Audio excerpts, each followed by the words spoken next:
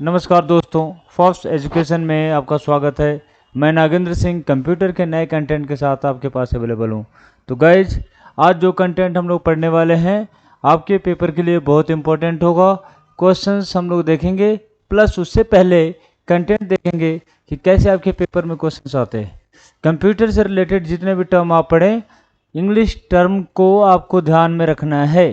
Computer का हिंदी संगणक ये पेपर में नहीं पूछा जाता। प्राइमरी मेमोरी, प्राइमरी का हिंदी प्राथमिक वर्ड पेपर में नहीं होगा। यानी पेपर के लिए जो जरूरी है वही आपको प्रोसेस करने हैं और वैसे ही वर्ड पे काम करने हैं जो आपके लिए ज़रूरी है। तो आज जो चैप्टर हम लोग पढ़ेंगे guys, computer system. Computer system की बात करें तो कंप्यूटर एक इलेक्ट्रॉनिक मशीन है, एक डिवाइस है, एक मशीन है जिसके थ्रू हम लोग सारे टास्क को करेंगे। टास्क क्या क्या करेंगे? तो सबसे पहला टास्क इनपुट। मुझे 2 नंबर को अगर जोड़ने हैं तो सबसे पहले मैंने इनपुट दिया होगा। इनपुट के बाद नेक्स्ट टास्क प्रोसेस। प्रोसेसिंग के बाद आपको इसका रिजल्ट मिलता है जिसे कहेंगे आउटपुट। नेक्स्ट टास्क आप क्या कर सकते हैं? Save. Next one that is transfer.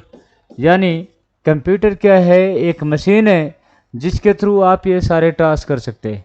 लेकिन इन सारे टास्क में से मेन टास्क कौन सा, प्राइमरी टास्क कौन सा, बेसिक फंक्शन, ये सारे हैं।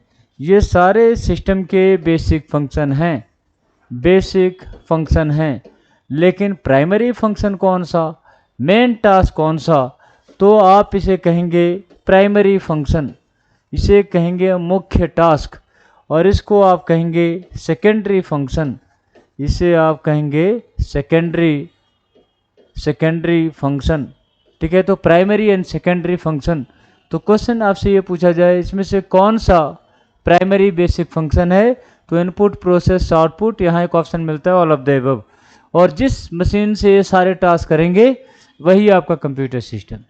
जिस मशीन से ये सारे टास्क करेंगे वही आपका कंप्यूटर सिस्टम है। यहाँ से आपका कंटेंट स्टार्ट होता है। गाइज ध्यान से समझें। तो कंप्यूटर सिस्टम की बात करें तो कंप्यूटर सिस्टम को मेनली 2 पार्ट में आप ब्रेक करेंगे। कंप्यूटर सिस्टम को मेनली 2 पार्ट में ब्रेक करेंगे। पहला पार्ट हार्डवेयर और दूसरा पार्ट सॉफ्टवेयर। कंप्यूटर सिस्टम के फिजिकल कंपोनेंट, कंप्यूटर सिस्टम के वैसे पार्ट्स जिसे आप टच कर सकें वो सारे क्या होंगे? हार्डवेयर।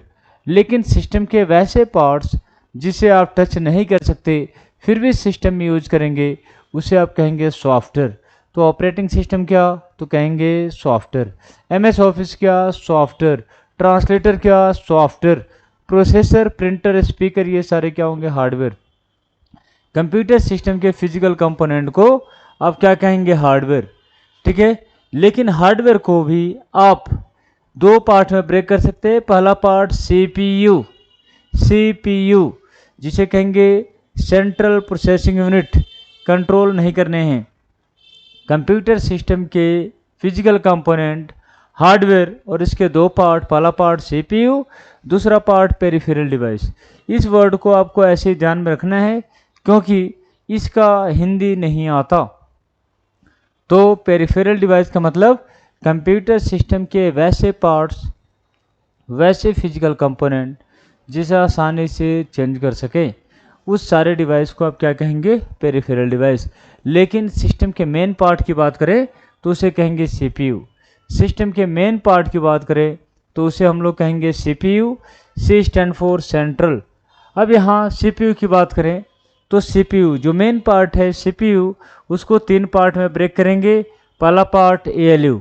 जितने भी अर्थमेटिकल लॉजिकल ऑपरेशन हैं, जितने भी मैथमेटिकल ऑपरेशन हैं, वो सारे ऑपरेशन आप परफॉर्म करेंगे किसके थ्रू? एएलयू के थ्रू। सीपीयू मेन पार्ट, और उसको 3 पार्ट में ब्रेक कर सकते हैं। पहला पार्ट अर्थमेटिकल लॉजिकल ऑपरेशंस के लिए, दूसरा पार्ट सिस्टम को कंट्रोल करने की रिस्पॉन्सिबिलिटी लेता है। ठीक है, दूसरा पार्ट सिस्टम को कंट्रोल करने की रिस्पॉन्सिबिलिटी, इसका मतलब उस डिवाइस को कंट्रोल करेंगे, उस पार्टिकुलर डिवाइसेस को कंट्रोल करने का मतलब प्रिंटर से मुझे प्रिंट निकालने हैं तो प्रिंटर को इन्फॉर्मेशन पास करना पड़ेगा, स्पीकर को इन्फॉर्मेशन पास करना पड़ेगा। ठीक है, इसका मतलब ये है कि कंट्रोल यूनिट का मेन टास्क डिवाइसेस को कंट्रोल करना। जैसे आपके पास एक 10 पेज का कंटेंट है, पेज नंबर 5 के लिए प्रिंट कमांड दिया है। ठीक है, प्रिंटर यानी स्पीकर, प्रिंटर क्या है तो आप कहेंगे हार्डवेयर डिवाइस, प्रिंटर क्या है हार्डवेयर डिवाइस, स्पीकर क्या है हार्डवेयर डिवाइस। इस हार्डवेयर डिवाइस के पास अपना दिमाग तो होता नहीं, इसे इन्फॉर्मेशन पास किए जाएंगे और ये इन्फॉर्मेशन एक सिग्नल के रूप में पास किया जाता है और इसी इन्फॉर्मेशन के बिहाफ पे, सिग्नल के बिहाफ पे इस डिवाइस के थ्रू आपको रिजल्ट मिलता है। यानी इस डिवाइस को कंट्रोल करने की रिस्पॉन्सिबिलिटी किसकी, कंट्रोल लिमिट। जिस स्पीकर की बात करें, प्रिंटर की बात करें, मॉनिटर की बात करें, सारे डिवाइस को कंट्रोल करने की रिस्पॉन्सिबिलिटी किसकी, कंट्रोल यूनिट, और उसके लिए इस सिग्नल को जनरेट किया जाता है। तो ध्यान रखेंगे, चाहे वो डिवाइस इंटरनल हो चाहे वो डिवाइस एक्सटर्नल हो, इंटरनल एक्सटर्नल सारे डिवाइस को कंट्रोल करने की रिस्पॉन्सिबिलिटी किसकी है, कंट्रोल यूनिट। लेकिन डेटा पे काम करेंगे तो डेटा पे काम करने की रिस्पॉन्सिबिलिटी, डेटा को स्टोर करने की रिस्पॉन्सिबिलिटी किसकी, मेमोरी यूनिट की। और मेमोरी यूनिट का मेन टास्क डेटा को स्टोर करना। डेटा स्टोर करने के लिए एक डिवाइस की ज़रूरत है और उसे कहेंगे memory device. CD, DVD, RAM ROM, hard disk, ये सारे क्या हैं आपके मेमोरी डिवाइस, ये सारे आपके क्या हैं मेमोरी डिवाइस। और यहाँ पे हम लोग डेटा स्टोर करेंगे। तो मेमोरी डिवाइस से रिलेटेड कुछ कंटेंट, जैसे मेमोरी डिवाइस की बात करें तो मेमोरी डिवाइस में आप डेटा स्टोर करेंगे। डेटा को स्टोर करने के लिए या तो आपको प्राइमरी मेमोरी की ज़रूरत है या तो आपको सेकेंडरी मेमोरी की ज़रूरत है। ठीक है, यानी अगर आप सुनेंगे रैम रोम, प्राइमरी, सेकेंडरी, तो ये सारे आपके क्या हैं मेमोरी डिवाइस। अगर आपने डेटा स्टोर किया तो डेटा स्टोर करने के लिए सीडी चाहिए। सीडी क्या, प्राइमरी या सेकेंडरी, आप कहेंगे secondary memory. DVD secondary memory, RAM ROM primary memory. इसका मतलब सेकेंडरी और प्राइमरी मेमोरी को समझना पड़ेगा और उसी के बिहाफ पे आप प्रोसेसिंग कर सकते हैं। इसका मतलब जिस पर्टिकुलर करंट डेटा पे आप काम करेंगे, जहां आपने डेटा स्टोर किया वो मेमोरी डिवाइस, मेमोरी डिवाइस को दो पार्ट में ब्रेक करेंगे, प्राइमरी और सेकेंडरी। जिस करंट डेटा पे आप काम करेंगे वो सारे डेटा कहाँ, प्राइमरी मेमोरी पे। जैसे आपने सेव किया डेटा सेव होगा सेकेंडरी मेमोरी पे। तो जैसे आपने एक वर्ड डॉक्यूमेंट ओपन किया, आपने एक वर्ड डॉक्यूमेंट ओपन किया, इस कंटेंट पे आप काम कर रहे थे, अगले 3, 4, 5 घंटे तक आपने इस पे काम किया। जब तक आप इस पे काम करेंगे, टाइप करेंगे, लिखेंगे, ये डेटा प्राइमरी मेमोरी पे होगा। जैसे आपने सेव कर दिया कि इस डेटा को सेव कर दे सी ड्राइव के इस फोल्डर में, डी ड्राइव के इस फोल्डर में, जैसे आपने डेटा सेव किया, डेटा कहाँ सेव होगा, सेकेंडरी मेमोरी। इसका मतलब जिस करंट डेटा पे आप काम करेंगे वो सारे डेटा सिस्टम के प्राइमरी मेमोरी पे स्टोर होता है। फ़ोन परचेज करते समय आप देखते हैं रैम कितना है, मतलब आप प्राइमरी मेमोरी को चेक करते हैं। ठीक है, रैम पे अगर स्पीड अधिक है, रैम पे अगर साइज अधिक है तो आपके सिस्टम का स्पीड बेटर होता है। ठीक है, यहाँ पे थोड़ा एग्जांपल के साथ और भी डिटेल में समझें।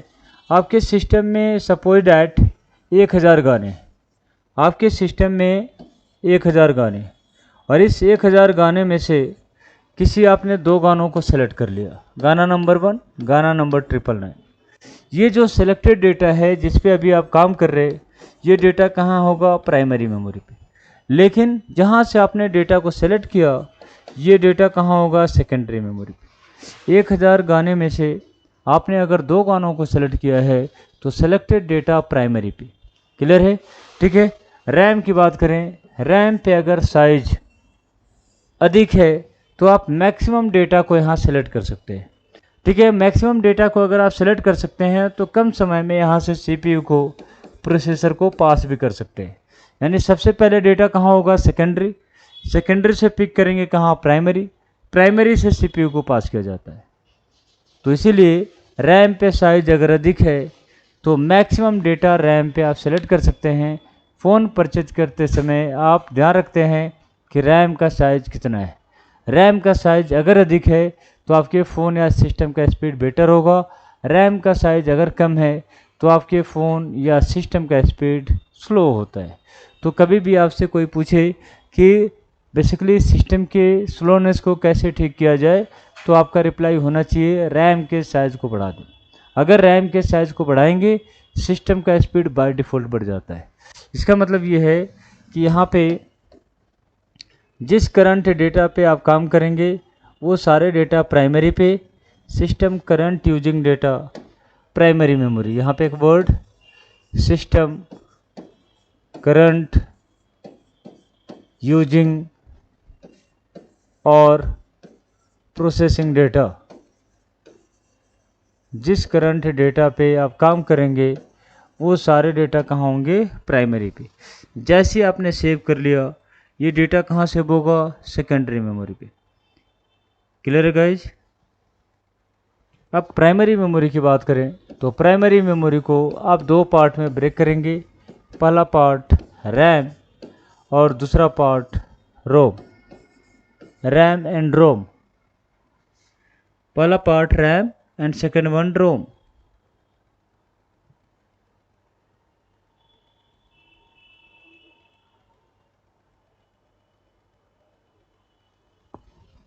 रैम फुल फॉर्म आप कहेंगे क्या, random access memory. Random access memory. ROM that is read only memory. Read only memory. आपके पेपर में कुछ वर्ड पूछे जाते हैं, वो वर्ड क्या, पहला वर्ड वोलाटाइल, दूसरा वर्ड नॉन वोलाटाइल। ये दो वर्ड पेपर में पूछे जाते हैं बार बार। पहला वर्ड क्या, वोलाटाइल, और दूसरा वर्ड नॉन वोलाटाइल। तो ध्यान रखें, जिस कंटेंट पे, जिस डेटा पे आप काम करेंगे और जो डेटा टेम्पररी हो, टेम्पररी या आप इसे कहें अस्थाई, ठीक है, अस्थाई टेम्पररी डेटा। तो टेम्पररी डेटा जो एट ए टाइम कभी भी चेंज किया जा सके वो डेटा टेम्पररी होगा। और टेम्पररी डेटा कहाँ स्टोर किया जाता है, तो आप कहेंगे रैम पे। कुछ डेटा फिक्स होगा, कुछ डेटा फिक्स, और वो फिक्स डेटा कहाँ स्टोर होगा, रोम पे। जिस करंट कंटेंट पे आप काम करेंगे वो डेटा प्राइमरी पे, उसमें कुछ डेटा जो टेम्पररी है, अस्थाई है, जो एट ए टाइम या पावर सप्लाई ऑफ करते ही लॉस्ट हो जाए, इस केस में वो डेटा सारे क्या, वोलाटाइल। और वोलाटाइल डेटा कहाँ स्टोर होंगे, रैम पे। इसलिए रैम को वोलाटाइल मेमोरी के रूप में जानते हैं, इसे आप वोलाटाइल मेमोरी के रूप में जानते हैं। और वोलाटाइल का वर्ड हिंदी में ऐसे ही पूछा जाएगा, इसका वोलाटाइल का हिंदी अस्थाई, ये वर्ड पेपर में नहीं होता, और इसे कहेंगे आप नॉन वोलाटाइल। इसे कहेंगे नॉन वोलाटाइल। पहला क्या था, वोलाटाइल, और दूसरा नॉन वोलाटाइल।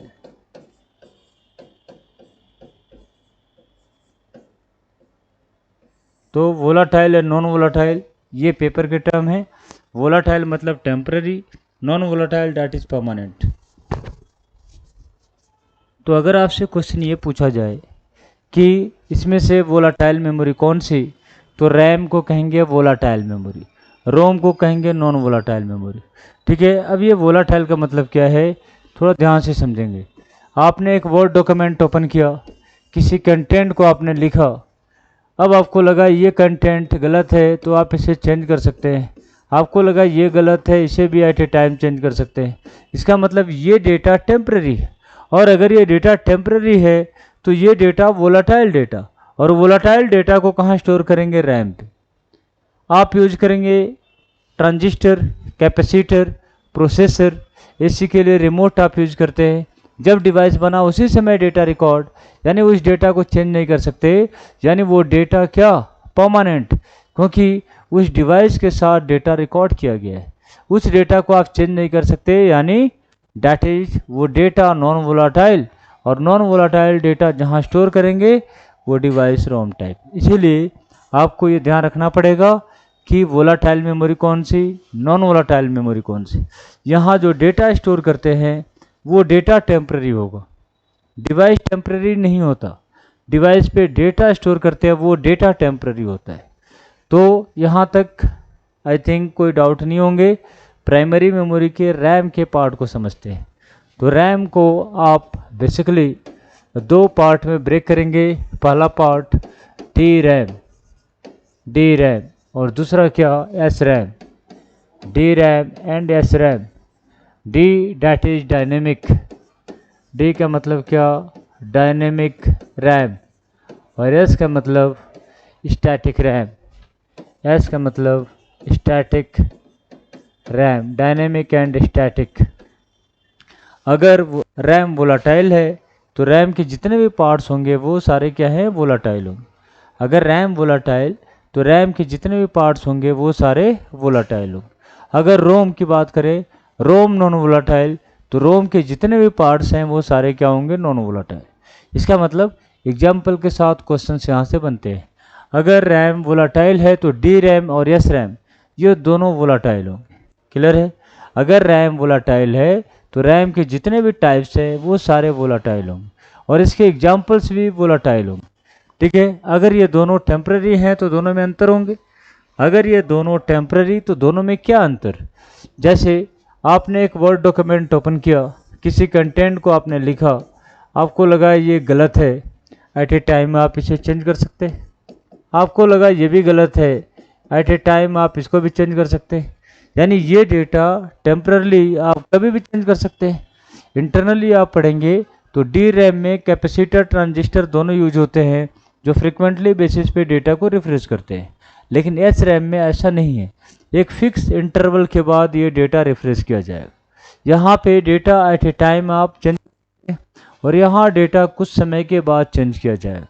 दोनों में डेटा टेम्पररी होते हैं। ठीक है? जो at a time data change किया जाए वो डेटा कहाँ, डी रैम पे। लेकिन कंटेंट को लिखने के बाद आपने किया कट, आपने किया कॉपी, कट कॉपी करते हैं। ठीक है? सुबह के 10 बजे आपने किया कट या कॉपी, शाम को 6 बजे आपको करना है पेस्ट। कट कॉपी से लेकर के पेस्ट करने तक ये डेटा कहीं ना कहीं स्टोर होगा। कहाँ पे? क्लिपबोर्ड में। कहाँ पे? क्लिपबोर्ड। कट कॉपी डेटा जब तक आप पेस्ट नहीं करते कहाँ स्टोर होगा? क्लिपबोर्ड में। तो क्लिपबोर्ड में डेटा आप तब तक स्टोर करके रख सकते हैं जब तक इसे पेस्ट नहीं करें। ठीक है? सुबह में कट कॉपी आपने किया था, शाम को 6 बजे पेस्ट करना है। पेस्ट करने से पहले सिस्टम को बंद कर दे, दोबारा से सिस्टम को ऑन करके पेस्ट करें, पेस्ट होगा क्या? नहीं होगा। क्यों? क्योंकि ये डेटा लॉस्ट हो चुका है। और ये डेटा लॉस्ट हुआ है इसलिए क्योंकि क्लिपबोर्ड का ये प्रॉपर्टी है, ये वोलाटाइल टाइप होगा। यानी पावर सप्लाई ऑफ होते ही या कट कॉपी पेस्ट करते ही यहाँ से डेटा हटा दिया जाएगा। वैसे ही ठीक है, आप ये कह सकते हैं यहाँ पे at a time data change, cut copy data, clipboard. Clipboard किसका एग्जाम्पल? एस रैम का। कट कॉपी से लेकर के पेस्ट करने तक जब तक आप पेस्ट ना करें वो सारे डेटा क्लिपबोर्ड में स्टोर होता है। इसका मतलब क्लिपबोर्ड में पावर सप्लाई ऑफ करने तक डेटा स्टोर करके रख सकते हैं। ठीक है? यहाँ पे कुछ एग्जाम्पल जो याद होना चाहिए। क्लिपबोर्ड हिस्टोरिकल डिटेल के लिए आप एक मेमोरी यूज करते हैं। कौन सी मेमोरी? Cache memory. मुझे 3 4 5 वेबसाइट सर्च करने, मैंने पूरे दिन सर्च किया, शाम को मेरे सिस्टम पे कोई बैठे तो उसे सारे हिस्टोरिकल डिटेल मिल जाएंगे। सारे हिस्टोरिकल डिटेल जो भी सर्च किए हैं मैंने वो सारे हिस्टोरिकल डिटेल मिलेंगे और उसके लिए एक मेमोरी यूज करेंगे। कौन सी मेमोरी? Cache memory. लेकिन जैसे ही पावर सप्लाई ऑफ किया जाए या जैसे ही मैंने डेटा को डिलीट किया, हिस्टोरिकल डिटेल को मैंने डिलीट किया, वहाँ से डेटा हटा दिया जाता है। इसका मतलब हिस्टोरिकल डिटेल के लिए कैश मेमोरी, कैश मेमोरी किसका एग्जाम्पल हो सकता है? एस रैम का। सिंपल सा एग्जाम्पल, जो आज आप पढ़ रहे आज ही पढ़े और आज ही भूल जाए, वो डी रैम का एग्जाम्पल। पेपर में सारे क्वेश्चन अटेम्प्ट होने तक उसे याद रखें, अटेम्प्ट करने के बाद भूल जाएं, वो किसका एग्जाम्पल? एस रैम का। दोनों आपका क्या है? टेम्पररी, दोनों टेम्पररी। इसका मतलब ये है कि डी रैम यहाँ पे कुछ एग्जाम्पल जैसे रजिस्टर, रजिस्टर कभी भी आप इस डेटा को चेंज कर सकते हैं। जैसे मुझे 2 नंबर को जोड़ने थे, a + b = c, a का वैल्यू 10, b का वैल्यू 20, इस c के बिहार पे वैल्यू मिला 30, c × 10 = समथिंग आपको मिल रहा है। a का वैल्यू 10 से 20 कर दें तो इसी के बिहार पे c का वैल्यू चेंज होगा और c के बिहार पे यहाँ वैल्यू चेंज। इसका मतलब ये है कि ये सारे डेटा कहीं ना कहीं स्टोर होंगे। कहाँ स्टोर होता है? रजिस्टर पे। तो रजिस्टर किस तरीके का मेमोरी है? तो आप कहेंगे वोलाटाइल टाइप। उसमें भी डी रैम या एस रैम, तो डी रैम, क्योंकि फ्रिक्वेंटली बेसिस पे डेटा को यहाँ पे चेंज किया जाता है। वैसे ही आप कह सकते हैं जिस current data system current using data,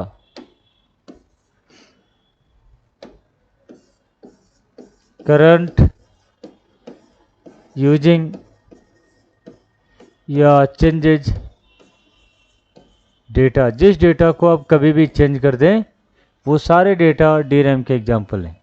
cut copy data जब तक पेस्ट नहीं करेंगे कहाँ स्टोर, क्लिप बोर्ड में, clipboard. Use to store temporary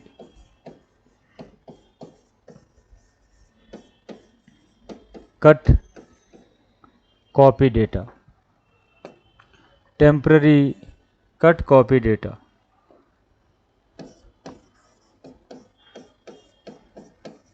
cut copy data जब तक आप पेस्ट नहीं करते वो कहाँ स्टोर होगा, क्लिपबोर्ड में। और हिस्टोरिकल डिटेल के लिए आप एक मेमोरी यूज करेंगे, कौन सी मेमोरी, तो कैश मेमोरी। ये किसके एग्जाम्पल, एस रैम के और वोलाटाइल के। Use to access historical detail, historical details के लिए आप एक मेमोरी यूज करेंगे, कौन सी मेमोरी, कैश मेमोरी। तो आपसे क्वेश्चन ऐसे पूछे जाते हैं कि इसमें से वोलाटाइल मेमोरी कौन सी, नॉन वोलाटाइल मेमोरी कौन सी, इसमें से रजिस्ट फास्टेस्ट मेमोरी कौन सी, ठीक है। Largest storage capacity, largest storage capacity किसकी, हार्ड डिस्क की। फास्टेस्ट मेमोरी कौन सी, register, fastest register. Largest hard disk, smallest कौन सा, फ्लॉपी डिस्क। तो ऐसे क्वेश्चन यहाँ से पूछे गए। तो ये थोड़ा ध्यान रखेंगे, ये सारे किसके एग्जाम्पल है, रैम के। और रैम क्या है आपका, वोलाटाइल। तो इस तरीके से रैम को आपने समझ लिया। अब जरा हम लोग समझें रोम को। तो रोम से रिलेटेड पेपर में पूछे गए हैं इसके फुल फॉर्म, रोम, पी रोम, ईपी रोम और सबसे लास्ट में डबल ईपी रोम। तो एक ऐसा कंटेनर, एक ऐसा डिवाइस जब ये बने, during manufacturing data can be record. जब आप किसी पर्टिकुलर कंटेनर को उसमें डेटा रिकॉर्ड करेंगे तो जब डिवाइस बने उसी समय डेटा रिकॉर्ड कर दें। अगर ऐसा है तो वो डिवाइस किस तरीके का, रोम टाइप। लेकिन आपको एक खाली डिवाइस, ब्लैंक कंटेनर दे दिया जाए, खाली डिवाइस, और जिसमें डेटा को आप बाद में रिकॉर्ड करें, इसीलिए इसे कहेंगे पी, मतलब प्रोग्रामेबल। यहाँ पे जब डिवाइस बने उसी समय डेटा रिकॉर्ड, और यहाँ पे खाली डिवाइस डेटा को बाद में रिकॉर्ड करेंगे। तो दोनों में अंतर है, ठीक है। यहाँ पे मैन्युफैक्चरिंग के समय ही डेटा रिकॉर्ड होगा और यहाँ खाली डिवाइस डेटा को बाद में रिकॉर्ड करेंगे। लेकिन जैसे ही आपने रिकॉर्ड कर लिया, अब इस डेटा को चेंज नहीं कर सकते, लेकिन इस डेटा को लिमिटेड टाइम आप इरेज कर सकते हैं, चेंज कर सकते हैं। इसीलिए इसे कहेंगे ई, मतलब इरेजेबल। यहाँ लिमिटेड टाइम डेटा को इरेज कर सकते हैं, और यहाँ जो लिमिटेशन है उस लिमिटेशन को हटा दिया जाए, मल्टीपल टाइम इरेजेबल। तो double EP, electrically erasable. EP ROM, that is erasable programmable read only memory. P, that is programmable read only memory. ROM, that is read only memory. यहाँ क्या था कि जब डिवाइस बने उसी समय डेटा रिकॉर्ड। जितने भी इलेक्ट्रॉनिक कंपोनेंट्स आप देख रहे हैं वो सारे इलेक्ट्रॉनिक कंपोनेंट्स किसके एग्जाम्पल हो सकते हैं, तो रोम के। लेकिन यहाँ कमी है। कमी क्या है कि जब डिवाइस बने उसी समय रिकॉर्ड, तो उसी डेटा को बार बार यूज करना पड़ेगा। क्यों न एक खाली डिवाइस लिया जाए जिसमें डेटा को आप खुद से रिकॉर्ड कर सके। इसका मतलब ये खाली डिवाइस डेटा को आप बाद में रिकॉर्ड कर सकते हैं, इसीलिए इसे कहेंगे PROM, programmable read only memory. यहाँ पे जो डेटा इरेज नहीं कर सकते थे उस डेटा को आप इरेज कर सकते हैं, इसीलिए इसे कहेंगे EPROM, erasable programmable read only memory. यहाँ लिमिटेड टाइम डेटा इरेज करेंगे क्योंकि अल्ट्रा वायलेट रे के भी यहाँ पे डेटा इरेज करेंगे। यहाँ जो लिमिटेशन होगा उस लिमिटेशन को हटा दिया जाए, मल्टीपल टाइम इरेजेबल।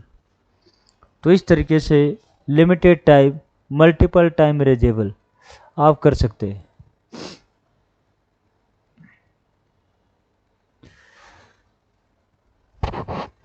तो यहाँ तक आई होप आप लोग को समझ आया होगा। अब इससे रिलेटेड कुछ कंटेंट ज़रा मेंशन कर लिया जाए जो पेपर के पर्पस से ज़रूरी है।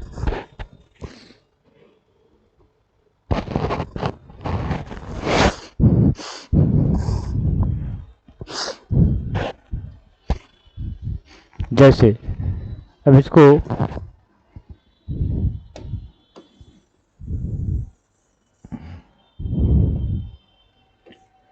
Read only memory, read only memory,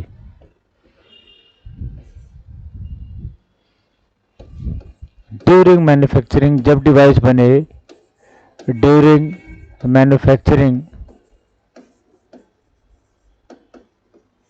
data can be record,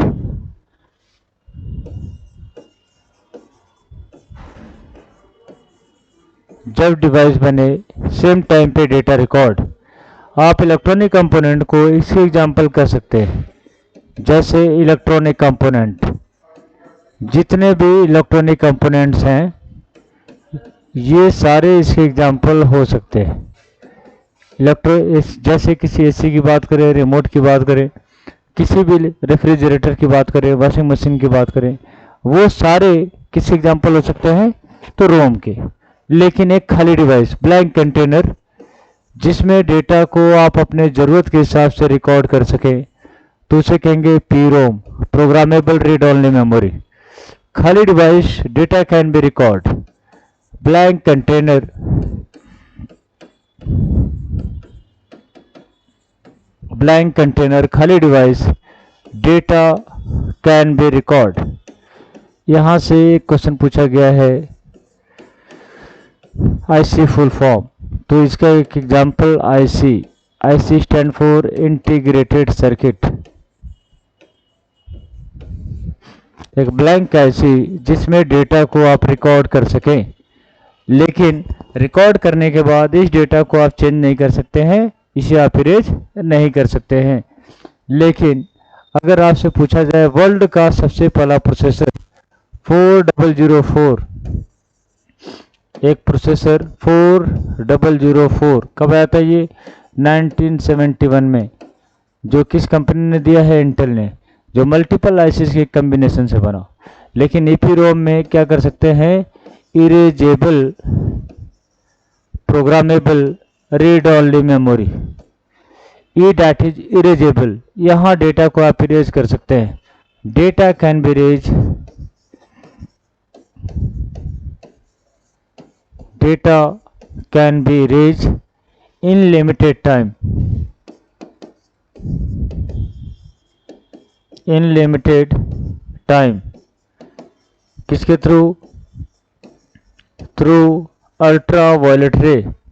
यहाँ इस वर्ड को ध्यान रखें, थ्रू अल्ट्रा वायलेट रे,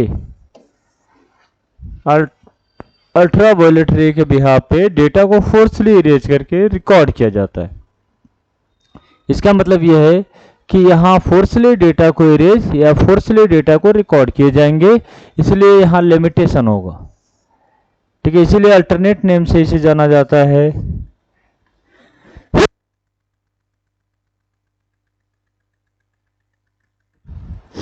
इसको अल्टरनेट नेम से जाना जाता है यूवीईपीरोम।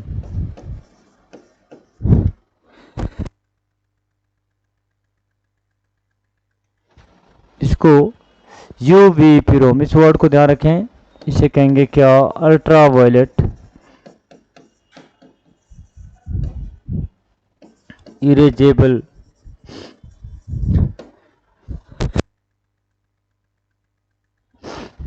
Programmable read only memory, UVEPROM, ultraviolet erasable programmable read only memory, जिसमें डेटा को आप फोर्सली इरेज करके कर सकते हैं, फोर्सली इरेज करके रिकॉर्ड कर सकते हैं, इसलिए अल्ट्रा वायलेट रे यहाँ पे यूज होगा। एग्जाम्पल के रूप में आप कर सकते हैं, जैसे आईसी लेकिन ये रिकॉर्डेड था,